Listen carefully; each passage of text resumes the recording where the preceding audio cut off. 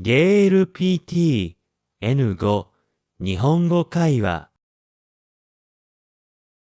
皆さん、こんにちは。今日は日本の東京を紹介します。東京は日本の首都で一番大きな町です。世界でもとても有名な都市です。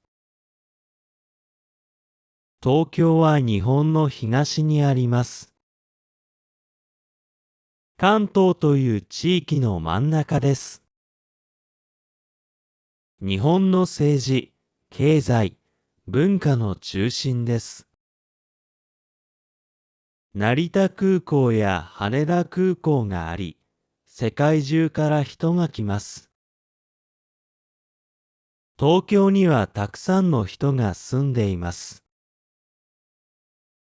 約1400万人です。仕事や学校のために日本中から人が集まっています。東京の人は忙しいですが、とても真面目で礼儀正しいです。東京には観光地がたくさんあります。まず、東京タワーです。赤と白の高い塔で、上から街がよく見えます。次は東京スカイツリーです。高さは600メートル以上で、日本一高い建物です。夜のライトアップがとても綺麗です。浅草にある浅草寺も有名です。大きな赤い門と雷門の提灯が目印です。たくさんのお土産や食べ物の店があります。渋谷のスクランブル交差点も人気です。多くの人が同時に道を渡る様子はとても特別です。東京は伝統と新しい文化が混ざっています。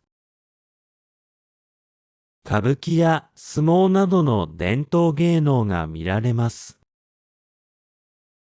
また、アニメや漫画、ファッションの街としても有名です。秋葉原は電気製品やアニメのグッズで人気です。原宿は若い人のファッションの街です。東京では世界中の料理が食べられます。もちろん日本料理も有名です。寿司、天ぷら、そば、ラーメンなどがあります。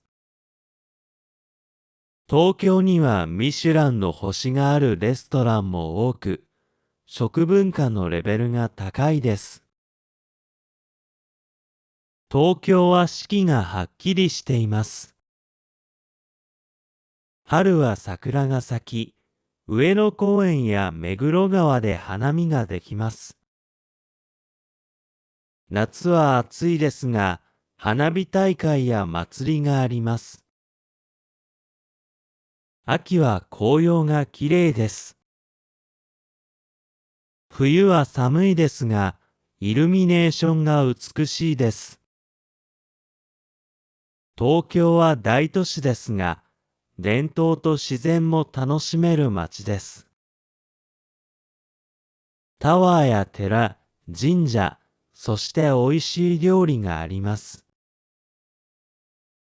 世界中の人が集まる賑やかで楽しい街です。日本に来たら、ぜひ東京を訪れてください。きっと忘れられない思い出になるでしょう。